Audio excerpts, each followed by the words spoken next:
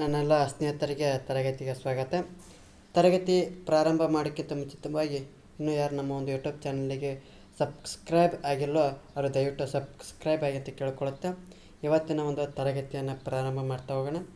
ಇವತ್ತಿನ ತರಗತಿ 7ನೇ ತರಗತಿಯ ಕನ್ನಡ ಪಠ್ಯಪುಸ್ತಕದ ಅಲ್ಲಿರುವಂಥ ಕನ್ನಡ ವ್ಯಾಕರಣಕ್ಕೆ ಸಂಬಂಧಪಟ್ಟಂಥ ಭಾಷಾ ಭಾಷೆಗಳ ಬಗ್ಗೆ ಸಂಪೂರ್ಣವಂತ ಕನ್ನಡ ವ್ಯಾಕರಣವನ್ನು ಮುಗಿಸುವಂಥ ಪ್ರಯತ್ನವನ್ನು ಮಾಡ್ತಾ ಹೋಗ್ತೀನಿ. ಇವತ್ತಿನ ಪುಸ್ತಕ 7ನೇ ತರಗತಿ ಕನ್ನಡ ಪಠ್ಯ ಪುಸ್ತಕದ ಭಾಗ 1 ಅಥವಾ ಪಾರ್ಟ್ 1 ಅಂತ ಹೇಳ್ತಾ ಹೋಗ್ತೀನಿ.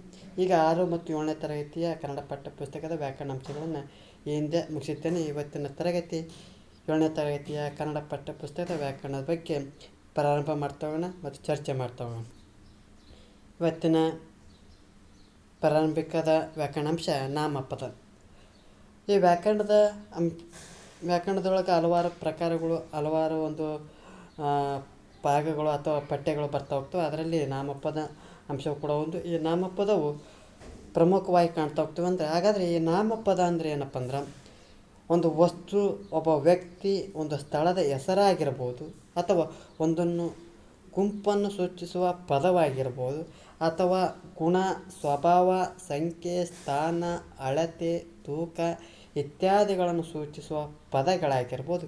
ಇವುಗಳನ್ನು ಏನಂತ ಕರಿತಪ್ಪ ಅಂದ್ರೆ ನಾಮಪದ. ಒಟ್ಟಾರೆ ನಮಗೆ ಕಣ್ಣಿಗೆ ಕಾಣುವಂಥ ಏನೇ ವಸ್ತುಗಳಾಗಿರ್ಬೋದು, ವ್ಯಕ್ತಿಗಳಾಗಿರ್ಬೋದು, ಸ್ಥಳಗಳಾಗಿರ್ಬೋದು, ಗುಂಪಾಗಿರ್ಬೋದು, ಮತ್ತು ವ್ಯಕ್ತಿಗಳಾಗಿರ್ಬೋದು, ಪ್ರಾಣಿಗಳ ಗುಣ, ಸ್ವಭಾವ, ಸಂಖ್ಯೆ, ಸ್ಥಾನ, ಅಳತೆ, ತೂಕ ಇನ್ನೂ ಮುಂತಾದ ಸೂಚಿಸುವಂಥ ಪದಗಳಾಗಿರ್ಬೋದು, ಅವುಗಳನ್ನು ಏನಂತ ಕರಿತಾವಪ್ಪ ಅಂದ್ರೆ ನಾಮಪದಗಳಂತಂದು ಕರಿತಾವೆ. ಹಾಗಾದರೆ ಇದು ನಾಮಪದ ಅಂದರೆ ನನಗೆ ಗೊತ್ತಾಯ್ತು. ಹಾಗಾದರೆ ನಾಮಪದಗಳ ಬಗ್ಗೆ ವಿಧಗಳನ್ನು ನೋಡ್ತಾ ಹೋಗ್ತೇವೆ. ಹಾಗಾದರೆ ನಾಮಪದದ ವಿಧಗಳನ್ನು ಒಂದೊಂದೇ ಚರ್ಚೆ ಮಾಡ್ತಾ ಹೋಗೋಣ. ಅದರಲ್ಲಿ ಒಂದೇದು ವಸ್ತುವಾಚಕ ಅಥವಾ ನಾಮವಾಚಕ ಅಂತಂದು ನೋಡ್ತಾ ಹೋಗ್ತೀವಿ. ನಾಮಪದಗಳ ವಿಧಗಳು ನೋಡ್ತಾ ಹೊಂಟೀವಿ. ಒಂದೇದು ವಸ್ತುವಾಚಕ ಅಥವಾ ನಾಮವಾಚಕ ಅಂತ ಕರಿತಾ ಹೋಗ್ತೀವಿ. ಹಾಗಾದ್ರೆ ನಾಮವಾಚಕ ಅನ್ನೋದನ್ನು ನಾವು ನೋಡ್ತಾ ಹೋಗೋಣ. ಯಾವುದೇ ವಸ್ತು, ವ್ಯಕ್ತಿ, ಪ್ರಾಣಿ ಹಾಗೂ ಸ್ಥಳಗಳಿಗೆ ಇರುವ ಹೆಸರುಗಳನ್ನು ವಸ್ತುವಾಚಕಗಳು ಎನ್ನುವರು. ಅಂದರೆ ಯಾವುದೇ ವಸ್ತು ಆಗಿರ್ಬೋದು, ವ್ಯಕ್ತಿ ಆಗಿರ್ಬೋದು, ಪ್ರಾಣಿ ಆಗಿರ್ಬೋದು, ಸ್ಥಳಗಳಿಗೆ ಇರುವಂಥ ಹೆಸರುಗಳನ್ನು ಏನಂತ ಕರಿತಪ್ಪ ಅಂದ್ರೆ ವಸ್ತುವಾಚಕಗಳಂತಂದು ಕರಿತಾ ಹೋಗ್ತೀವಿ. ಇದರಲ್ಲೂ ಕೂಡ ನಾವು ಎಷ್ಟು ವಿಧಗಳನ್ನು ಕಾಣ್ತಾ ಹೋಗ್ತಪ್ಪ ಅಂದ್ರೆ 3 ವಿಧಗಳನ್ನು ಕಾಣ್ತಾ ಹೋಗ್ತೀವಿ. ಒಂದನೇದು ರೂಢನಾಮ, ಎರಡನೇದು ಅಂಕಿತನಾಮ, ಮೂರನೇದು ಅನ್ವರ್ಥನಾಮ. ಹಾಗಾದರೆ ರೂಢನಾಮ ಅಂದ್ರೆ ಅನ್ನೋದನ್ನು ಬಗ್ಗೆ ನೋಡ್ತಾ ಹೋಗೋಣ. ರೂಢನಾಮ ಅಂದ್ರೆ ಅನಾದಿ ಕಾಲದಿಂದ ರೂಢಿಯಾಗಿ ಬಂದಿರುವ ಸಾಮಾನ್ಯ ಹೆಸರುಗಳನ್ನು ರೂಢನಾಮ ಅಂತಂದು ಕರಿತಾ ಹೋಗ್ತೀವಿ. ಅಂದ್ರೆ ಹಿಂದಿನ ಕಾಲದಿಂದ ರೂಢಿಯಾಗಿ ಬಂದರು, ಅಂದ್ರೆ ಗೊತ್ತಿರೋಂಗಿಲ್ಲ, ಯಾರೇ ಹೇಳಿರ್ತಾರೆ ಅದನ್ನು ನಾವು ಅನ್ಕೊಂತ ಬಂದು ಅಂತ ರೂಢಿಯಾಗಿ ಬಂದವರು. ಅವ್ನಿಗೆ ಯಾಕೆ ಹಿಂಗೆ ಕರಿತಾ ಗೊತ್ತಿಲ್ಲ, ಹೆಂಗೆ ಕರ್ಕೊಂತ ಬಂದ, ಅದಕ್ಕೆ ರೂಢಿಯಾಗಿ ಅಂದ್ರೆ ಅನಾದಿ ಕಾಲದಿಂದ ರೂಢಿಯಾಗಿ ಬಂದಿರುವಂಥ ಸಾಮಾನ್ಯ ಹೆಸರುಗಳನ್ನು ಏನಂತ ಕರಿತಪ್ಪ ಅಂದ್ರೆ ರೂಢನಾಮ ಅಂತಂದು ಕರಿತಾ ಹೋಗ್ತೀವಿ. ನಮಗೆ ಕಣ್ಣಿಗೆ ಕಾಣುವಂಥ ಬೆಟ್ಟ ಅಂತ ಕರಿತೀವಿ. ನಿನ್ನೆ ಮೊನ್ನೆ ಅಂತ ನಿನ್ನೆ ಮೊನ್ನೆದಲ್ಲ ಅದು ಕರಿತಾ ಇರೋದು, ಹಿಂದಿನಿಂದಲೂ ಕರಿತಾ ಇದ್ದೀವಿ. ನಾವು ಕೂಡ ಬೆಟ್ಟ ಅಂತ ಅಂದ್ಕೊಂಡೇ ಹೊಂಟ್ತಾ ಇದ್ದೀವಿ. ಬೆಟ್ಟ ಆಗಿರ್ಬೋದು, ನದಿ ಅಂತ ಕರಿತಾ ಇದ್ದೀವಿ, ಆ ಜನರನ್ನು ಕರಿತಾ ಹೋಗ್ತೀವಿ. ಇವು ರೂಢನಾಮ. ಹೆಂಗಸು, ಗಂಡಸು, ಮಕ್ಕಳು, ಜನರು, ಈ ನದಿ, ಬೆಟ್ಟ ಇನ್ನೂ ಪದಗಳನ್ನ ನೋಡ್ತೇವೆ. ಇವುಗಳನ್ನ ಏನಂತ ಕರಿತಪ್ಪ ಅಂದ್ರೆ ರೂಢನಾಮ. ಅಂದರೆ ಹಿಂದಿನ ಕಾಲದಿಂದ ರೂಢಿಯಾಗಿ ಬಂದಿರುವಂಥ ಸಾಮಾನ್ಯ ಹೆಸರುಗಳನ್ನು ಏನಂತ ಕರಿತಪ್ಪ ಅಂದ್ರೆ ರೂಢನಾಮ ಅಂತಂದು ಕರಿತಾ ಹೋಗ್ತೀವಿ. ಎರಡನೇದು ಅಂಕಿತನಾಮದ ಬಗ್ಗೆ ನೋಡ್ತಾ ಹೋಗೋಣ. ಅಂಕಿತನಾಮ ಅಂದ್ರೆ ಹೆಸರೇ ಸೂಚಿಸ್ತೈತೆ. ಅಂಕಿತನಾಮ ಅಂದ್ರೆ ವ್ಯವಹಾರದ ಉಪಯೋಗಕ್ಕಾಗಿ ಇಟ್ಟುಕೊಂಡಿರುವ ಹೆಸರುಗಳನ್ನು ಅಂಕಿತನಾಮ ಅಂತಂದು ಕರಿತಾ ಹೋಗ್ತೀವಿ. ಅಂಕಿತನಾಮ ಅಂದ್ರೆ ಏನಪ್ಪ ಅಂದ್ರೆ ವ್ಯವಹಾರದ ಒಂದು ಉಪಯೋಗಕ್ಕಾಗಿ ಇಟ್ಟುಕೊಂಡಿರುವಂಥ ಹೆಸರುಗಳನ್ನು ಎಂತ ಕರಿತಪ್ಪ ಅಂಕಿತನಾಮ. ಉದಾಹರಣೆಗೆ ನಿಮ್ಮ ಹೆಸರುಗಳಾಗಿರ್ಬೋದು, ಸ್ಥಳದ ಹೆಸರುಗಳಾಗಿರ್ಬೋದು, ನದಿಯ ಹೆಸರುಗಳು, ಅಂದರೆ ನಾವಿಟ್ಟಿರುವಂಥ ಹೆಸರುಗಳನ್ನ ಅಂತ ಕರಿತಾವಪ್ಪ ಅಂಕಿತನಾಮ. ನಮಗೆ ಯಾರು ಹೆಸರು ಇಟ್ಟಿರ್ತಾರೆ, ನಮಗೆ ಪೂರ್ವಜರೇನು ನಮಗೆ ಹಿಂದಿನ ಕಾಲದ ಹೆಸರೇನು ಕರಿತಾ ಇರ್ತಾರೆ. ಈ ಗಣೇಶ ಅಂತ ಒಬ್ಬ ವ್ಯಕ್ತಿ ಇರ್ತಾನೆ, ಹಳೆ ಕಾಲದಿಂದ ಗಣೇಶ ಅಂತ ಇಲ್ಲ, ನಾವು ಇಟ್ಟಿರುವಂಥ ಹೆಸರುಗಳನ್ನ ಕರಿತಾವಲ್ಲ ಆ ವ್ಯಕ್ತಿ ನಾವು ಹೆಸರಿಟ್ಟಿರ್ತೇವೆ. ಏನಂತ ಗಣೇಶ, ಗಂಗಾ ಅಂತ ಹೆಸರಿಟ್ಟಿರ್ತೇವೆ. ಹಾಗಾಗಿ ಇವುಗಳೇನಂತ ಕರಿತಾವಪ್ಪ ಅಂತ ಅಂಕಿತನಾಮ. ಈ ಒಂದು ಊರು ಇರ್ತೈತೆ, ಆ ಊರಿಗೆ ಒಂದು ಹೆಸರು ಕೊಟ್ಟಿರ್ತೇವೆ. ಬಳ್ಳಾರಿ, ಧಾರವಾಡ, ಬೆಂಗಳೂರು ಅಂತಂದು ಹೆಸರು ಕೊಟ್ಟಿರ್ತೇವೆ. ಹಾಗಾಗಿ ಈ ಒಂದು ಪದಗಳನ್ನು ಅಂತ ಕರಿತಪ್ಪ ಅಂದ್ರೆ ಅಂಕಿತನಾಮ ಅಂತಂದು ಕರಿತಾ. ಹಾಗಾಗಿ ವ್ಯವಹಾರದ ಉಪಯೋಗಕ್ಕಾಗಿ ಇಟ್ಟುಕೊಂಡಿರುವಂಥ ಹೆಸರುಗಳು ಅಂತ ಕರಿತಾವಪ್ಪ ಅಂದ್ರೆ ಅಂಕಿತ ನಾಮ. ಉದಾಹರಣೆ ಗಣೇಶ, ಗಂಗಾ, ರಾಮ, ರಹೀಮ, ಧಾರವಾಡ. ಇನ್ನೂ ಒಂದು ಉದಾಹರಣೆಗಳನ್ನ ನಾವು ನೋಡ್ತಾ ಹೋಗ್ತೀವಿ. ಮೂರನೇದು ಅನ್ವರ್ತನಾಮ. ಈ ಅನ್ವರ್ತನಾಮ ಅಂದರೆ ಏನಪ್ಪ ಅಂದ್ರೆ ವಸ್ತುವಿನ ರೂಪ ಹಾಗೂ ವ್ಯಕ್ತಿಯ ಗುಣಲಕ್ಷಣಗಳನ್ನು ಅನುಸಾರ ನೀಡುವ ಹೆಸರುಗಳನ್ನು ಅನ್ವರ್ತನಾಮ ಅಂತ ಕರಿತಾಗ್ತೀವಿ. ಅನ್ವರ್ತನಾಮ ಅಂದರೆ ಏನಪ್ಪ ಅಂದ್ರೆ ಆ ವಸ್ತುವಿನ ರೂಪ ಆಗಿರ್ಬೋದು ಅಥವಾ ಒಂದು ವ್ಯಕ್ತಿಯ ಗುಣಲಕ್ಷಣಗಳನ್ನು ನೋಡಿ ಅವುಗಳನ್ನು ಅನುಸಾರ ನೀಡುವಂಥ ಹೆಸರುಗಳನ್ನು ಅನ್ವರ್ತನಾಮ ಅಂತಂದು ಕರಿತಾ ಹೋಗ್ತೀವಿ. ಈಗ ಒಬ್ಬ ವ್ಯಕ್ತಿಗೆ ಒಂದು ಬಿಳಿಯ ಕೋಟ್ ಹಾಕ್ಯದಪ್ಪ ಅಂದು ನೋಡತ್ಲೆ ಹೇಳ್ಬೋದು, ಅವನ ಹೆಸರು ಕರೆಯಂಗಿಲ್ಲ. ಅವ್ನು ನೋಡತ್ಲೆ ಒಬ್ಬ ಡಾಕ್ಟರ್ ಇರ್ಬೋದು ಅಂತ ಹೇಳ್ತಾ ಹೋಗ್ತೀವಿ.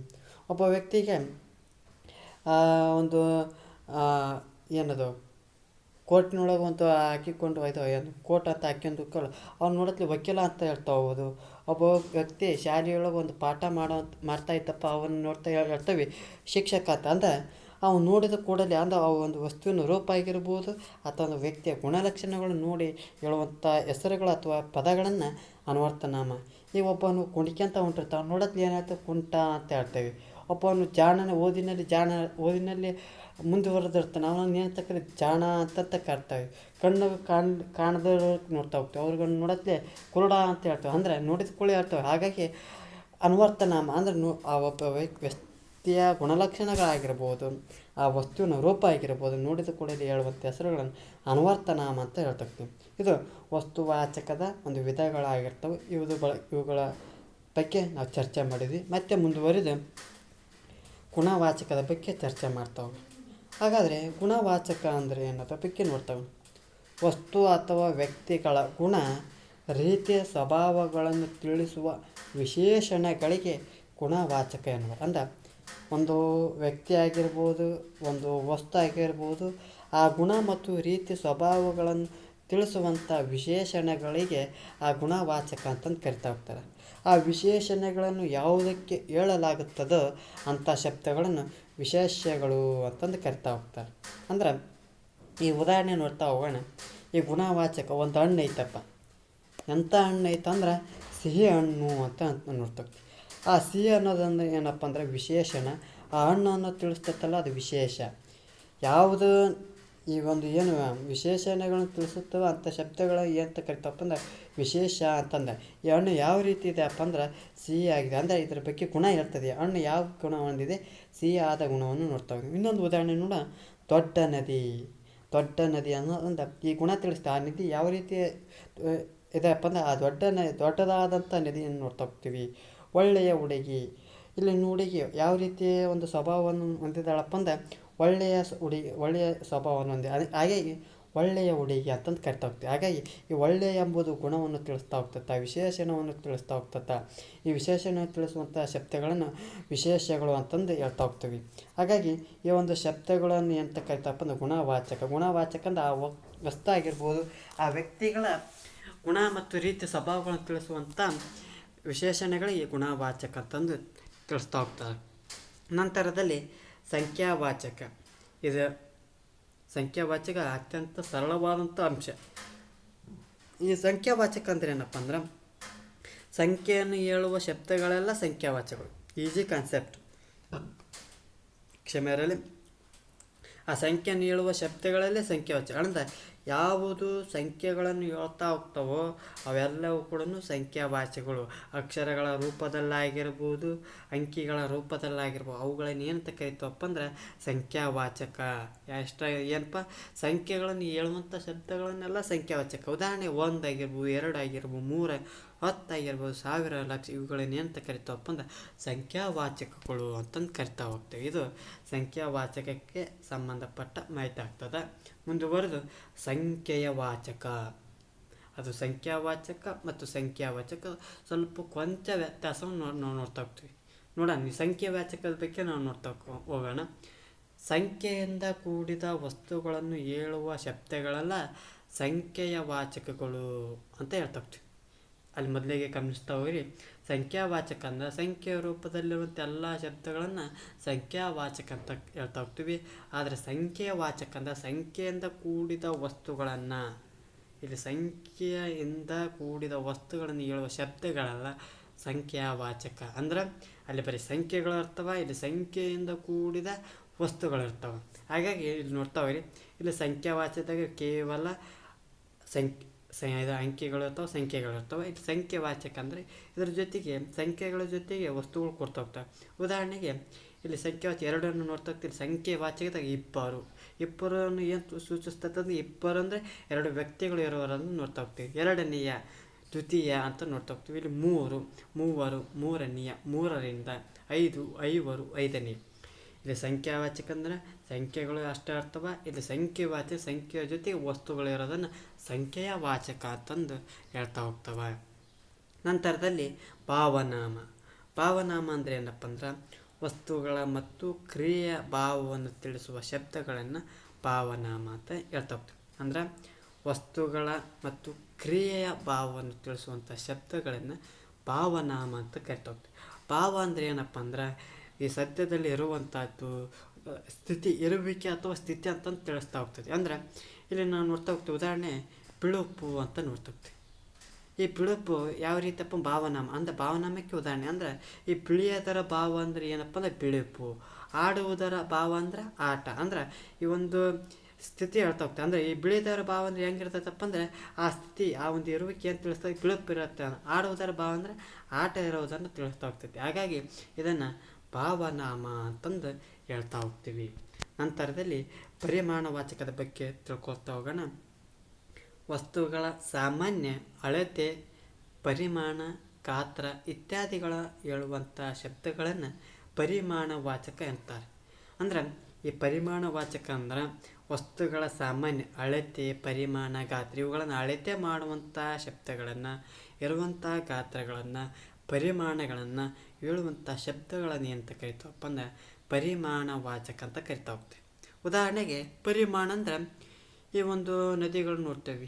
ಈ ಒಂದು ಭೌಗೋಳಶಾಸ್ತ್ರದ ಒಳಗೆ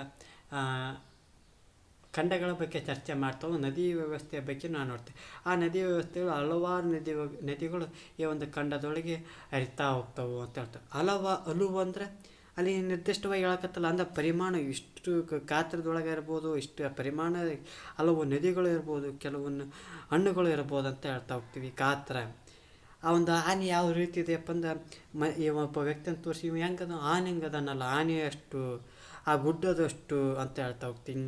ಅಳತೆ ಅಷ್ಟು ದೂರ, ಇಷ್ಟು ಪುಸ್ತಕಗಳು. ಅಂದರೆ ಒಂದೆರಡು ಪುಸ್ತಕಗಳನ್ನು ನೋಡಿದರೆ ಸಾಮಾನ್ಯವಾಗಿ ಹೇಳ್ತಾ ಹೋಗ್ತವೆ. ಅಂದರೆ ಅದೇ ಪುಸ್ತಕಗಳು ಒಂದು ಅಳತೆ ಮಾಡೋದಾದ್ರೆ ಇಷ್ಟೊಂದು ಪುಸ್ತಕಗಳೇ ಈ ಒಂದು ಕಿಲೋಮೀಟ್ರ್ ನಡೀತೀರಿ. ಅದೇ ರೀತಿ 10 ಕಿಲೋಮೀಟ್ರ್ ಅಷ್ಟೊಂದು ದೂರ ನಡಿಬೇಕು ಅಂದ್ರೆ ತಿಳಿಸ್ತಾ ಹೋಗ್ತದೆ. ಅಂದ್ರೆ ಈ ಒಂದು ಅಳತೆ ತಿಳಿಸ್ತಾ ಹೋಗ್ತೈತಿ, ಪರಿಮಾಣ ತಿಳಿಸ್ತಾ ಹೋಗ್ತೈತಿ, ಗಾತ್ರ ಈ ಒಂದು ಅಂಶಗಳನ್ನು ಏನಂತ ತಿಳಿಸ್ತಾವಪ್ಪ ಅಂದ್ರೆ ಪರಿಮಾಣವಾಚಕ ಅಂತಂದು ಹೇಳ್ತಾ ಹೋಗ್ತೀವಿ. ನಂತರದಲ್ಲಿ ಪ್ರಕಾರವಾಚಕ. ಪ್ರಕಾರವಾಚಕ ಅಂದರೆ ಏನಪ್ಪ ಅಂದ್ರೆ ವಸ್ತುಗಳ ಸ್ಥಿತಿ ಅಥವಾ ರೀತಿಗಳನ್ನು ತಿಳಿಸುವ ಶಬ್ದಗಳನ್ನು ಪ್ರಕಾರವಾಚಕ ಅಂತಂದು ಹೇಳ್ತಾ ಹೋಗ್ತಾರೆ. ಅಂದರೆ ವಸ್ತುಗಳ ಸ್ಥಿತಿ ಆಗಿರ್ಬೋದು ಅಥವಾ ರೀತಿಗಳನ್ನು ತಿಳಿಸುವಂಥ ವಸ್ತುಗಳನ್ನು, ಶಬ್ದಗಳನ್ನು ಪ್ರಕಾರವಾಚಕ. ಅಂದರೆ ಇವು ಒಂದು ರೀತಿಯ ಗುಣವಾಚಕ ಅಂತ ಹೇಳ್ಬೋದು. ಅಂದರೆ ಉದಾಹರಣೆ ಅಂಥದ್ದು, ಅಂಥದ್ದು, ಇಂಥದ್ದು, ಇಂಥದ್ದು, ಎಂಥ.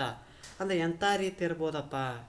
ಯಾರನ್ನ ಕೇಳಿದಪ್ಪ ಅಂದರೆ ಆ ವಸ್ತು ಹೆಂಗೆ ನೋಡೋಕೆ ಹೆಂಗೆ ಇದು, ಆ ವಸ್ತು ಹೆಂಗಿರ್ಬೋದು, ಇಂಥದ್ದು ಇರ್ಬೋದು, ಅಂಥದ್ದು, ಇಂಥದ್ದಿತ್ತು ಅಂತ ಹೇಳ್ತಾ ಹೋಗ್ತಾ ಇವುಗಳೇನೆ ಅಂತ ಕರಿತಾವಪ್ಪ ಅಂದ್ರೆ ಪ್ರಕಾರವಾಚಕಗಳು ಅಂತಂದು ಹೇಳ್ತಾ ಹೋಗ್ತೀವಿ. ನಂತರದಲ್ಲಿ ದಿಕ್ವಾಚಕಗಳ ಬಗ್ಗೆ ನಾವು ಚರ್ಚೆ ಮಾಡ್ತಾ ಹೋಗೋಣ. ದಿಕ್ಕುಗಳ ಹೆಸರನ್ನು ಸೂಚಿಸುವ ಶಬ್ದಗಳನ್ನು ದಿಕ್ವಾಚಕಗಳು ಅಂತ ಹೇಳ್ತಾ ಹೋಗ್ತೀವಿ. ಅಂದ್ರೆ ಈ ದಿಕ್ಕುಗಳ ಹೆಸರನ್ನು ಕಾಣ್ತಾ ಹೋಗ್ತಲ್ಲ ಅವುಗಳನ್ನು ದಿಕ್ವಾಚಕಗಳು ಅಂತ ಕರಿತಾ ಹೋಗ್ತೀವಿ. ನಮಗೆ ಗೊತ್ತಿರೋದು ಪೂರ್ವ, ಪಶ್ಚಿಮ, ಪೂರ್ವ, ಕ್ಷಮೆಯಿರಲಿ, ಪೂರ್ವ, ಪಶ್ಚಿಮ, ಉತ್ತರ, ದಕ್ಷಿಣ, ಈಶಾನ್ಯ, ವಾಯುವ್ಯ, ನೈಋತ್ಯ, ಆಗ್ನೇಯ. ಮತ್ತು ಅಚ್ಚ ಕನ್ನಡದ ದಿಕ್ಕುಗಳು ಬರ್ತವೆ. ಮೂಡಣ, ಪಡುವಣ, ಪಡಗಣ, ತೆಂಕಣ. ಮೂಡಣ ಅಂದ್ರೆ ಪೂರ್ವ, ಪಡುವಣ ಅಂದ್ರೆ ಪಶ್ಚಿಮ, ತೆಂಕಣ ಅಂದ್ರೆ ದಕ್ಷಿಣ, ಪಡಗಣ ಅಂದ್ರೆ ಉತ್ತರ. ಇವು ದಿಕ್ಕುಗಳನ್ನು ಹೆಸರನ್ನು ಸೂಚಿಸುವಂಥ ಶಬ್ದಗಳನ್ನು ಏನಂತ ಕರಿತಾವಪ್ಪ ಅಂದ್ರೆ ದಿಕ್ವಾಚಕಗಳು ಅಂತಂದು ಕರಿತಾ ಹೋಗ್ತೀವಿ. ನಂತರದಲ್ಲಿ ಸರ್ವನಾಮ ಅಂತ ಕರಿತಾ ಹೋಗ್ತೀವಿ. ನಾಮಪದಗಳ ಬದಲಾಗಿ ಬಳಸುವಂಥ ಶಬ್ದಗಳನ್ನ ಅಂತ ಕರಿತಾವಪ್ಪ ಅಂದ್ರೆ ಸರ್ವನಾಮಗಳು. ಅಂದ್ರೆ ಈ ನಾಮಪದಗಳು ನಾಮಪದಗಳು ಕರಿತಾ ಹೋಗ್ತಾವಲ್ಲ, ನಾಮಪದಗಳ ಬದಲಾಗಿ ಬಳಸುವಂಥ ಶಬ್ದಗಳನ್ನು ಅಂತ ಕರಿತಾವಪ್ಪ ಅಂದ್ರೆ ಸರ್ವನಾಮಗಳು ಅಂತ ಕರಿತಾ ಹೋಗ್ತೀವಿ. ಅವು ಯಾವಪ್ಪ ಅಂದ್ರೆ ಉದಾಹರಣೆ ಅವನು, ಅವಳು, ಅದು, ಇದು, ಅವರು, ಇವರು. ಈ ಒಂದು ಶಬ್ದಗಳು ಏನಂತ ಈ ಒಂದು ಉದಾಹರಣೆಗಳು ಯಾವುದಕ್ಕೆ ಅಂದಪ್ಪ ಅಂದ್ರೆ ಸರ್ವನಾಮಗಳಿಗೆ ಉದಾಹರಣೆಯನ್ನು ನಾವು ನೋಡ್ತಾ ಹೋಗ್ತೀವಿ. ಇದು ನಾಮಪದಗಳಿಗೆ ಅಥವಾ ನಾಮಪದದ ಒಟ್ಟಾರೆಯಾದಂಥ ಅಂಶಗಳನ್ನು ನಾವು ಚರ್ಚೆ ಮಾಡಿದ್ವಿ. ನಂತರದಲ್ಲಿ ಪ್ರಮುಖ ಸರ್ವನಾಮಗಳ ಬಗ್ಗೆ ಅದರಲ್ಲಿ ಆಳವಾದಂಥ ಅಂಶಗಳನ್ನು ಕಾಣ್ತಾ ಹೋಗ್ತೀವಿ. ಸರ್ವನಾಮಗಳನ್ನು 3 ರೀತಿಯಲ್ಲಿ ವಿಭಾಗ ಮಾಡ್ತಾ ಹೋಗ್ತೇವೆ. ಅಂದ್ರೆ ಪುರುಷಾರ್ಥಕ ಸರ್ವನಾಮ, ಆತ್ಮಾರ್ಥಕ ಸರ್ವನಾಮ, ಪ್ರಶ್ನಾರ್ಥಕ ಸರ್ವನಾಮ ಅಂತಂದು 3 ಭಾಗಗಳನ್ನು ಮಾಡ್ತಾ ಹೋಗ್ತಾರೆ. ಎದುರುಗಳಗಪ್ಪ ಅಂದ್ರೆ ಸರ್ವನಾಮದೊಳಗೆ 3 ಭಾಗಗಳನ್ನು ಮಾಡ್ತಾ ಹೋಗ್ತಾರೆ. ಪುರುಷಾರ್ಥಕ ಸರ್ವನಾಮ, ಆತ್ಮಾರ್ಥಕ ಸರ್ವನಾಮ, ಪ್ರಶ್ನಾರ್ಥಕ ಸರ್ವನಾಮ ಅಂತಂದು ಭಾಗ ಮಾಡ್ತಾ ಹೋಗ್ತಾರೆ. ಮೊದಲನೇದಾಗಿ ಪುರುಷಾರ್ಥಕ ಸರ್ವನಾಮದ ಬಗ್ಗೆ ತಿಳ್ಕೊಳ್ತಾ ಹೋಗಿ. ಈ ಪುರುಷಾರ್ಥಕ ಸರ್ವನಾಮದಲ್ಲಿ ಕೂಡ 3 ವಿಧಗಳನ್ನು ಕಾಣ್ತಾ ಹೋಗ್ತೀವಿ. ಒಂದೇದು ಉತ್ತಮ ಪುರುಷ, ಮಧ್ಯಮ ಪುರುಷ, ಪ್ರಥಮ ಪುರುಷ ಅಂತಂದು ಭಾಗ ಮಾಡ್ತಾ ಹೋಗ್ತಾರೆ. ಹಾಗಾದರೆ ಉತ್ತಮ ಪುರುಷ ಅಂದರೆ ಅನ್ನೋದನ್ನು ನೋಡ್ತಾ ಹೋಗೋಣ. ಮಾತನಾಡುವ ವ್ಯಕ್ತಿ ತನ್ನನ್ನು ನಿರ್ದೇಶಿಸಿಕೊಳ್ಳುವ ಸರ್ವನಾಮಗಳನ್ನು ಉತ್ತಮ ಪುರುಷ ಅಂತ ಕರಿತಾ ಹೋಗ್ತೀವಿ. ಅಂದರೆ ಮಾತನಾಡುವ ವ್ಯಕ್ತಿ, ಯಾರು ಮಾತಾಡುವಂಥ ವ್ಯಕ್ತಿ ತನ್ನನ್ನು ನಿರ್ದೇಶನ ಮಾಡುವಂಥ ತನ್ನ ಸರ್ವನಾಮಗಳನ್ನು ಬಳಸಿ ಹೇಳೋದನ್ನು ಉತ್ತಮ ಪುರುಷ ಅಂತ ಹೇಳ್ತಾರೆ. ಅಂದರೆ ಇಲ್ಲಿ ಏನಪ್ಪ ಅಂದ್ರೆ ಇಲ್ಲಿ ಯಾರು ಮಾತಾಡುವಂಥ ವ್ಯಕ್ತಿ ತನ್ನನ್ನು ಹೇಳ್ಕೊಳ್ಳೋದು, ಅಂದ್ರೆ ನನ್ನಿಂದಲೇ, ನಾನು, ನಾವೆಲ್ಲರೂ, ಈ ಒಂದು ತನ್ನನ್ನು ತಾನು ನಿರ್ದೇಶಿಸಿಕೊಳ್ಳುವಂಥ ಸರ್ವನಾಮಗಳು ಏನಂತ ಕರಿತಾವಪ್ಪ ಅಂದ್ರೆ ಉತ್ತಮ ಪುರುಷ. ಉದಾಹರಣೆ ನಾನಾಗಿರ್ಬೋದು, ನಾವಾಗಿರ್ಬೋದು, ನಮ್ಮಿಂದ, ಈ ರೀತಿಯ ಶಬ್ದಗಳನ್ನು ಉತ್ತಮ ಪುರುಷ ಅಂತಂದು ಕರಿತಾ ಹೋಗ್ತೀವಿ. ಎರಡನೇದು ಮಧ್ಯಮ ಪುರುಷ. ಈ ಮಧ್ಯಮ ಪುರುಷ ಅಂದರೆ ಯಾರಪ್ಪ ಅಂದ್ರೆ ಮಾತನಾಡುವವನು ತನ್ನ ಮುಂದಿರುವ ವ್ಯಕ್ತಿಯನ್ನು ನಿರ್ದೇಶಿಸುವ ಸರ್ವನಾಮಗಳನ್ನು ಮಧ್ಯಮ ಪುರುಷ ಅಂತಂದು ಕರಿತಾ ಹೋಗ್ತೀವಿ. ಉತ್ತಮ ಪುರುಷ ತನ್ನನ್ನು ತಾನು ಹೇಳ್ಕೊಳ್ಳೋದು. ಮಧ್ಯಮ ಪುರುಷನ ಯಾರು ಮಾತಾಡ್ತಾನೋ ಅವನ ಒಂದು ಮುಂದಿರುವಂಥ ವ್ಯಕ್ತಿಯನ್ನು ನಿರ್ದೇಶನ ಮಾಡುವಂಥ ಸರ್ವನಾಮಗಳನ್ನು ಮಧ್ಯಮ ಪುರುಷ ಅಂತಂದು ಕರಿತಾ ಹೋಗ್ತಾರೆ. ಅಂದ್ರೆ ನೀನಾಗಿರ್ಬೋದು, ನೀವಾಗಿರ್ಬೋದು, ಈ ಒಂದು ಶಬ್ದಗಳನ್ನು ಮಧ್ಯಮ ಪುರುಷ ಅಂತಂದು ಕರಿತಾ ಹೋಗ್ತಾರೆ. ಇನ್ನೊಂದು 3ನೇದು ಪ್ರಥಮ ಪುರುಷ. ಮಾತನಾಡುವವನಿಂದ ಹತ್ತಿರ ಅಥವಾ ದೂರವಿರುವ ವ್ಯಕ್ತಿ ಇಲ್ಲವೇ ವಸ್ತುವನ್ನು ನಿರ್ದೇಶಿಸುವ ಸರ್ವನಾಮಗಳನ್ನು ಪ್ರಥಮ ಪುರುಷ ಅಂತಂದು ಕರಿತಾ ಹೋಗ್ತಾರೆ. ಅಂದ್ರೆ ಇಲ್ಲಿ ಯಾರು ಮಾತನಾಡುವಂಥ ವ್ಯಕ್ತಿಯಿಂದ ಹತ್ತಿರ ಇರ್ಬೋದು ಅಥವಾ ದೂರ ಇರ್ಬೋದು, ಇಲ್ಲಕ್ಕೆ ವ್ಯಕ್ತಿ ಇಲ್ಲವೇ ವಸ್ತು ಇರ್ಬೋದು. ಈ ಒಂದು ಸರ್ವನಾಮಗಳನ್ನು ಏನಂತ ಕರಿತಾವಪ್ಪ, ನಿರ್ದೇಶನ ಮಾಡ್ತಾ ಹೋಗ್ತಲ್ಲ ಅಂತ ನಿರ್ದೇಶಿಸುವಂಥ ಸರ್ವನಾಮಗಳು ಏನಂತ ಕರಿತಾ ಹೋಗ್ತಾರಪ್ಪ, ಪ್ರಥಮ ಪುರುಷ ಅಂತಂದು ಕರಿತಾ ಹೋಗ್ತಾರೆ. ಯಾವ ಉದಾಹರಣೆ ಯಾವಪ್ಪ ಅಂದ್ರೆ ಅವರು, ಅವಳು, ಅವನು, ಅದು, ಇದು, ಅವು, ಇವು, ಇವರು, ಇವಳು, ಈ ರೀತಿ ಒಂದು ಶಬ್ದಗಳನ್ನು ಪ್ರಥಮ ಪುರುಷ ಅಂತ ನೋಡ್ತಾ ಹೋಗ್ತೀವಿ. ಈ ಪುರುಷಾರ್ಥಕ ಸರ್ವನಾಮದಲ್ಲಿ ಪದೇ ಪದೇ ಒಂದು ಸ್ಪರ್ಧಾತ್ಮಕ ಪರೀಕ್ಷೆಗಳಲ್ಲಿ ಕಾಣ್ತಾ ಹೋಗ್ತೀವಿ. ಯಾವ ರೀತಿ ನೆನಪಿಟ್ಕೊಳ್ಬೇಕಪ್ಪ ಅಂದ್ರೆ ನಾನು ಒಂದು ಹೇಳ್ತಾ ಹೋಗ್ತೀನಿ, ನಾನು ಉತ್ತಮ, ನೀನು ಮಧ್ಯಮ, ಅವನು ಪ್ರಥಮ. ಈ ರೀತಿ ನೆನಪಿಟ್ಟವನಪ್ಪ ಅಂದ್ರೆ ಯಾವುದೇ ಒಂದು ಪರೀಕ್ಷೆಯಲ್ಲಿ ನೇರವಾಗಿ ಈ ಒಂದು ಪ್ರಶ್ನೆಗೆ ಸರಿಯಾದ ಉತ್ತರವನ್ನು ಹೇಳ್ತಾ ಹೋಗ್ಬೋದು. ಇನ್ನೊಮ್ಮೆ ಹೇಳ್ತಾನೆ, ನಾನು ಉತ್ತಮ, ನೀನು ಮಧ್ಯಮ, ಅವನು ಪ್ರಥಮ. ನಾನು ಉತ್ತಮ, ನೀನು ಮಧ್ಯಮ, ಅವನು ಪ್ರಥಮ. 3 ಬಾರಿ ಪ್ರಯತ್ನ ಮಾಡಿದಪ್ಪ ಅಂದರೆ ಇದನ್ನು ನೆನಪಿಟ್ಟುಕೊಳ್ಬೋದು. ತದನಂತರದಲ್ಲಿ ನೋಡ್ತಾ ಹೋಗೋಣ ಆತ್ಮಾರ್ಥಕ ಸರ್ವನಾಮ. ಆತ್ಮಾರ್ಥಕ ಸರ್ವನಾಮ ಅಂದರೆ ಏನಪ್ಪ ಅಂದ್ರೆ ಮಾತನಾಡುವವನು ತನ್ನನ್ನು ಹಾಗೂ ಇತರರನ್ನು ಗೌರವ ಸೂಚಕವಾಗಿ ಆತ್ಮ ಪ್ರಶಂಸೆಯಿಂದ ಬಳಸುವ ಸರ್ವನಾಮಗಳನ್ನು ಆತ್ಮಾರ್ಥಕ ಸರ್ವನಾಮ ಅಂತಂದು ಕರಿತಾ ಹೋಗ್ತಾರೆ. ಇಲ್ಲಿ ಯಾರು ಮಾತನಾಡುವಂಥ ವ್ಯಕ್ತಿ ತನ್ನನ್ನು ಜೊತೆ ಇತರರನ್ನು ಗೌರವಪೂರ್ವಕವಾಗಿ ತನ್ನ ಒಂದು ಆತ್ಮ ಪ್ರಶಂಸೆಯಿಂದ ಬಳಸುವಂಥ ಸರ್ವನಾಮಗಳನ್ನು ಆತ್ಮಾರ್ಥಕ ಸರ್ವನಾಮ ಅಂತ ಹೇಳ್ತಾ ಹೋಗ್ತೇವೆ. ಹಾಗಾಗಿ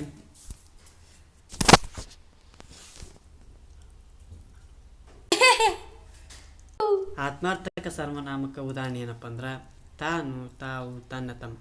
ಇವುಗಳನ್ನು ಎಲ್ಲಿ ಬಳಸ್ತಾ ಹೋಗ್ತಪ್ಪ ಅಂದ್ರೆ ಈ ಒಂದು ಕೆಲವೊಬ್ಬ ವ್ಯಕ್ತಿಗಳು ಭಾಷಣ ಮಾಡುವಂಥ ಸಂದರ್ಭದಲ್ಲಿ, ಸ್ವಾಗತ ಮಾಡುವಂಥ ಸಂದರ್ಭ ತಮಗೆಲ್ಲರಿಗೂ ಸ್ವಾಗತ ಅಂತ ಕರಿತಾವೆ. ಅಂದ್ರೆ ಈ ಒಂದು ಗೌರವ ಸೂಚಕವನ್ನು ತಿಳಿಸ್ತಾ ಹೋಗ್ತವೆ. ಅನ್ನೋದು ಇವೇನಪ್ಪ ಅಂದ್ರೆ ಗೌರವ ಸೂಚಕವಾಗಿ ವ್ಯಕ್ತಿಗಳನ್ನು ಗೌರವಪೂರ್ವಕವಾಗಿ ಆತ್ಮ ಪ್ರಶಂಸೆಯನ್ನಂತ ಬಳಸುವಂಥ ಸರ್ವನಾಮಗಳು ಏನಂತ ಕರಿತಾವಪ್ಪ ಅಂದ್ರೆ ಆತ್ಮಾರ್ಥಕ ಸರ್ವನಾಮ ಅಂತ ಕರಿತಾ ಹೋಗ್ತೀವಿ. ಮೂರನೇದು ಪ್ರಶ್ನಾರ್ಥಕ ಸರ್ವನಾಮ. ಈ ಪ್ರಶ್ನಾರ್ಥಕ ಸರ್ವನಾಮ ಅಂದ್ರೆ ಏನಪ್ಪ ಅಂದ್ರೆ ಪ್ರಶ್ನೆಯಿಂದ ಕೂಡಿದ ಎಲ್ಲ ಸರ್ವನಾಮಗಳನ್ನು ಪ್ರಶ್ನಾರ್ಥಕ ಸರ್ವನಾಮ. ಇಲ್ಲಿ ಈಸಿ ಕಾನ್ಸೆಪ್ಟ್ ಅಂದ್ರೆ ಸರಳವಾಗುತ್ತೆ. ಅಂದರೆ ಎಲ್ಲಿ ಪ್ರಶ್ನೆಯಿಂದ ಕೂಡಿದಂಥ ಸರ್ವನಾಮಗಳು ಕಾಣ್ತಾ ಹೋಗ್ತವೋ ಅವುಗಳೆಲ್ಲವೂ ಪ್ರಶ್ನಾರ್ಥಕ ಸರ್ವನಾಮಗಳು. ಯಾವುವಪ್ಪ ಅಂದ್ರೆ ಉದಾಹರಣೆ ಯಾವ್ಯಾವು, ಯಾವುದು, ಯಾರು, ಯಾವ ಥರದ್ದು, ಆವುದು. ಅಂದರೆ ಈ ಒಂದು ಪ್ರಶ್ನಾರ್ಥಕ ಅಥವಾ ಪ್ರಶ್ನೆಯಿಂದ ಕೂಡಿದಂಥ ಸರ್ವನಾಮಗಳನ್ನು ಪ್ರಶ್ನಾರ್ಥಕ ಸರ್ವನಾಮ. ಈ ಒಂದು ಸಂಕೇತ ಬಂತಪ್ಪ ಅಂದ್ರೆ, ಈ ಒಂದು ಚಿಹ್ನೆ ಬಂತಪ್ಪ ಅಂದ್ರೆ ಇದು ನೇರವಾಗಿ ಹೇಳ್ಬೋದು ಪ್ರಶ್ನಾರ್ಥಕ ಸರ್ವನಾಮ ಅಂತಂದು ಹೇಳ್ತಾ ಹೋಗ್ತೀವಿ. ಇದು ಇಲ್ಲಿವರೆಗೂ ಸರ್ವನಾಮಗಳ ಬಗ್ಗೆ ಚರ್ಚೆ ಮಾಡ್ತಾ ಹೋದ್ವಿ. ನಂತರದಲ್ಲಿ ವಿಭಕ್ತಿ ಪ್ರತ್ಯಯಗಳ ಮತ್ತು ಈಗ ವಿಭಕ್ತಿ ಪ್ರತ್ಯಯಗಳ ಬಗ್ಗೆ ನೋಡ್ತಾ ಹೋಗೋಣ. ಈ ಹಿಂದೆ ತರಗತಿಯಲ್ಲಿ ಕೂಡ ವಿಭಕ್ತಿ ಪ್ರತ್ಯಯಗಳ ಬಗ್ಗೆ ನೋಡ್ತಾ ಹೋದ್ವಿ. ಈ ವಿಭಕ್ತಿ ಪ್ರತ್ಯಯಗಳಲ್ಲಿ ಹಳೆಗನ್ನಡದಲ್ಲಿ ವಿಭಕ್ತಿ ಪ್ರತ್ಯಯಗಳನ್ನು ಕೇಳ್ತಾ ಹೋಗ್ತಾರೆ. ಜೊತೆಗೆ ಹಳೆಗನ್ನಡದ ವಿಭಕ್ತಿ ಪ್ರತ್ಯಯಗಳನ್ನು ಉದಾಹರಣೆಗಳ ಮೂಲಕ ಪ್ರಶ್ನೆಗಳನ್ನು ಕೇಳ್ತಾ ಹೋಗ್ತಾರೆ. ಇದು ಯಾವ ವಿಭಕ್ತಿ ಪ್ರತ್ಯಯ ಅಂತಂದು ಹೇಳ್ತಾ ಹೋಗ್ತಾರೆ. ಇಲ್ಲಿ ನಾವು ನೋಡ್ತಾ ಹೋಗೋಣ. ಅದು ಹಳೆಗನ್ನಡದಲ್ಲಿ ನಂತರದ ತರಗತಿಯಲ್ಲಿ ಬರ್ತಾ ಹೋಗ್ತದೆ, ಅಲ್ಲಿ ಚರ್ಚೆ ಮಾಡ್ತಾ ಹೋಗೋಣ. ಇವತ್ತಿನ ತರಗತಿಯಲ್ಲಿ ಇದಿಷ್ಟು ಚರ್ಚೆ ಮಾಡ್ತಾ ಹೋಗೋಣ.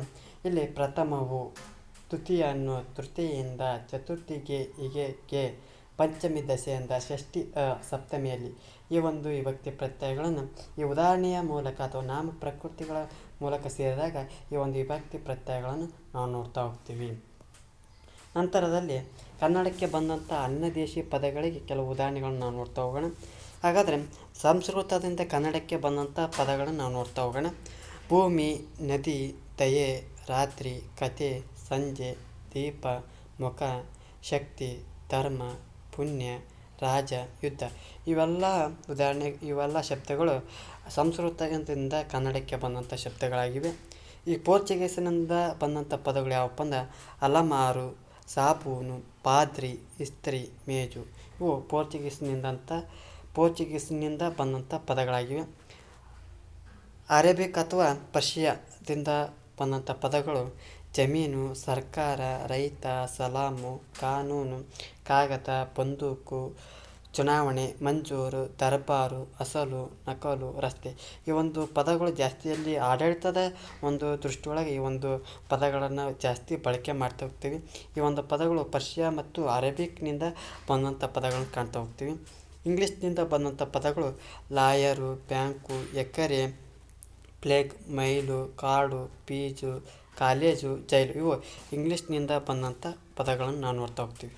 ಮತ್ತು ದೇಶೀಯ ಭಾಷೆಗಳು ಅಂದರೆ ಹೊರಗಿನ ಭಾಷೆಗಳಿಂದ ಬಾರದೆ ಒಂದು ಭಾಷೆಯಲ್ಲಿ ಮೊದಲಿನಿಂದಲೂ ಇರತಕ್ಕ ಅಥವಾ ಅದರ ಪ್ರಕೃತಿಗಳಿಂದಲೇ ಸಾಧಿತವಾಗಿರತಕ್ಕ ಶಬ್ದಗಳಿಗೆ ದೇಶೀಯ ಶಬ್ದಗಳನ್ನು ಕರಿತಾ ಹೋಗ್ತಾರೆ. ಅಂದ್ರೆ ದೇಶೀಯ ಶಬ್ದಗಳಂದ್ರೆ ಏನಪ್ಪ ಅಂದ್ರೆ ಹೊರಗಿನ ಭಾಷೆಗಳಿಂದ ಬಾರದೆ ಒಂದು ಭಾಷೆಯಲ್ಲಿ ಮೊದಲಿನಿಂದಲೂ ಇರುವಂಥದ್ದು ಅಥವಾ ಅದರ ಪ್ರಕೃತಿಗಳಿಂದಲೇ ಸಾಧಿತವಾಗಿರತಕ್ಕಂಥ ಶಬ್ದಗಳನ್ನು ದೇಶೀಯ ಶಬ್ದಗಳಂತ ಕರಿತಾ ಹೋಗ್ತೇವೆ. ಉದಾಹರಣೆ ನೆಲ, ಹೊಲ, ಹಕ್ಕಿ, ಕಲ್ಲು, ಒಳ್ಳೆಯ, ಕೆಟ್ಟ, ಒಂದು, ಎರಡು, ಏಳು, ಕೇಳು, ಹೆಜ್ಜು, ತಗ್ಗು, ಸುಮ್ಮನೆ, ಮೆಲ್ಲಗೆ, ತಿಳುವಳಿಕೆ, ಹೊಂದಿಕೆ, ನಡತೆ, ತಿಳಿಸು, ಕಲಿಸು. ಇವು ದೇಶೀಯ ಶಬ್ದಗಳಿಗೆ ಉದಾಹರಣೆಗಳು ಆಗಿರೋದನ್ನು ನಾವು ನೋಡ್ತಾ ಹೋಗ್ತೀವಿ. ನಂತರದಲ್ಲಿ ಗುಣಿತಾಕ್ಷರಗಳು. ಈ ಗುಣಿತಾಕ್ಷರಗಳನ್ನು ಯಾವ ರೀತಿ ಕೇಳ್ತಾರಪ್ಪ ಅಂದ್ರೆ ಇವತ್ತಿನ ಒಂದು ಕಾಲಮಾನದೊಳಗೆ ಒಂದು ಶಬ್ದಗಳನ್ನು ಕೊಟ್ಟು ಒಂದು ಪದಗಳನ್ನು ಕೊಟ್ಟು ಆ ಒಂದು ಬಿಡಿಸಿ ಒಂದು ಕೆಳಗಿನ ಆಯ್ಕೆಗಳಲ್ಲಿ ಒಂದು ಕೊಡ್ತಾ ಹೋಗ್ತಾ ಅಂದರೆ ಬಿಡಿಸಿ ಬರೆಯೋದನ್ನು ಹೇಳ್ತಾ ಹೋಗ್ತಾ ಅಂದಪ್ಪ ಅಂದ್ರೆ ಒಂದು ಶಬ್ದವನ್ನು ಕೊಡ್ತೀವಿ. ಉದಾಹರಣೆಗೆ ರಾಜಧಾನಿ ಎಂಬ ಪದವನ್ನು ಕೊಟ್ಟು ಈ ರೀತಿ ಬಿಡಿಸಿ ಬರೆಯೋದನ್ನು ಕೊಡ್ತಾರೆ. ಇದರಲ್ಲಿ ತಪ್ಪಾದದ್ದು ಅಥವಾ ಸರಿಯಾದದ್ದನ್ನು ಹುಡುಕಿ ಟಿಕ್ ಮಾಡಿ ಅಂತ ಹೇಳ್ತಾ ಹೋಗ್ತಾರೆ. ಅಂದರೆ ಈ ರೀತಿಯಾಗಿ ಗುಣಿತಾಕ್ಷರಗಳ ಮೇಲೆ ಹೇಳ್ತಾ ಹೋಗ್ತಾರೆ. ಈ ಒಂದು ಗುಣಿತಾಕ್ಷರಗಳನ್ನು ಯಾವ ರೀತಿ ನೆನಪಿಟ್ಟುಕೊಳ್ಳಬೇಕಂದ್ರೆ ನಲಿಕಲಿಯೊಳಗೆ ಹೇಳ್ತಾ ಹೋಗ್ತಿದ್ರು. ಕ ತಲೆ ಕಟ್ಟು, ಕಾ ಇರಳಿ, ಕಾ ಗುಣಿಸಿ ಕಿ, ಕಾ ಗುಣಿಸಿನ ದೀರ್ಘ ಕಿ, ಕಾ ಕೊಂಬು ಕು ಕು ಕಾ ಕೊಂಬಿಂದಿರ್ಗ ಕು ಕಾ ಒಟ್ಟು ಸುಳಿ ಕ್ರು ಕಾ ಏತ್ವಾ ಕೆ ಕಾ ಎತ್ತಿಂದಿರುವ ಕೆ ಕಾ ಐತ್ವಾ ಕೈ ಕಾ ಕೊಂಬು ಕು ಕಾ ಕೊಂಬಿಂದಿರ್ಗ ಕು ಕಾ ಔತ್ವಾ ಕೌ ಕಾ 1 0 ಕಂ ಕಾ 2 0 ಕಹ. ಈ ರೀತಿಯಾಗಿ ಗುಣಿತಾಕ್ಷರಗಳ ಬಗ್ಗೆ ಆ ಒಂದು ನಲಿಕಲಿಯೊಳಗೆ ಹೇಳ್ತಾ ಹೋಗ್ತಿದ್ರು. ಇದನ್ನು ಈ ರೀತಿಯಾಗಿ ಬಳಸ್ತಾ ಹೋಗ್ಬೇಕು. ಯಾವ ರೀತಿಯಪ್ಪ ಅಂದ್ರೆ ರಾಜಧಾನಿ ಅನ್ನೋದು ರ ಪ್ಲಸ್ ಆ ಇಸ್ ಈಕ್ವಲ್ ಟು ರಾ. ಜ ಪ್ಲಸ್ ಸ್ವರ ಯಾವುದಪ್ಪ ಅಂದ್ರೆ ಇದೆ ಇಸ್ ಈಕ್ವಲ್ ಟು ಜ. ತ ಪ್ಲಸ್ ಆ ಇಸ್ ಈಕ್ವಲ್ ಟು ತ. ನ ಪ್ಲಸ್ ಸ್ವರ ಹಿ ಇಸ್ ಈಕ್ವಲ್ ಟು ನೀ. ರಾಜಧಾನಿ ಅನ್ನೋದನ್ನು ಈ ರೀತಿ ಬಿಡಿಸಿ ಬರೋದನ್ನು ಇವುಗಳನ್ನು ಎಂತ ಕರಿತಾವಪ್ಪ ಅಂದ್ರೆ ಗುಣಿತಾಕ್ಷರಗಳು ಅಂತಂದು ಕರಿತಾ ಹೋಗ್ತೀವಿ. ಇವುಗಳನ್ನು 1 2 3 ಪ್ರಯತ್ನ ಅಥವಾ ಬರವಣಿಗೆ ಮಾಡೋದ್ರ ಮೂಲಕ ಬರ್ತಾ ಹೋಗೋದನ್ನು ನಾವು ಗಮನಿಸ್ತಾ ಹೋಗ್ಬೇಕು. ನಂತರದಲ್ಲಿ ಈ ಸರಳವಾದಂಥ ಕಾನ್ಸೆಪ್ಟ್ ವಚನಗಳು ಅಥವಾ ಏಕವಚನ ಮತ್ತು ಬಹುವಚನ ಬಗ್ಗೆ ನೋಡ್ತಾ ಹೋಗ್ತೀವಿ. ಇದು ನಿಮಗೆ ಒಮ್ಮೆ ನೋಡ್ತಾ ಹೋಗ್ರಿ. ಇದರ ಬಗ್ಗೆ ನಾನು ಏನು ಚರ್ಚೆ ಮಾಡ್ತಾ ಹೋಗಂಗಿಲ್ಲ. Easy concept. ಮುಂದುವರೆದು ಹೋಗೋಣ. ನುಡಿಗಟ್ಟುಗಳು. ಕೆಲವೊಂದು ಪ್ರಮುಖ ನುಡಿಗಟ್ಟುಗಳು ನೋಡ್ತಾ ಹೋಗೋಣ. ಕಿಡಿಕಾರು ಅಂದರೆ ಕಿಡಿಕಾರು ಅಂದರೆ ಆ ಒಂದು ಪದಾರ್ಥ ಸಿಟ್ಟಿಗಳು. ಅದು ಒಂದು ಸ್ವಂತ ವಾಕ್ಯದಲ್ಲಿ ಬರೀರಿ ಅಂತ ಕಡ್ಡಾಯ ಕನ್ನಡ ಒಂದು ಪತ್ರಿಕೆ ಒಳಗೆ ಸ್ವಂತ ವಾಕ್ಯ ಬರೀ ಅಂತ ಕೊಡ್ತಾ ಹೋಗ್ತಾರೆ. ಅದು ಕಿಡಿಕಾರ ಅಂದ್ರೆ ಆ ದುರ್ಯೋಧನನನ್ನು ಕಾಣುತ್ತಲೇ ಭೀಮನು ಕಿಡಿಕಾರಿದನು ಅಂತಂದು ಬಳಸ್ತಾ ಹೋಗ್ತೀವಿ.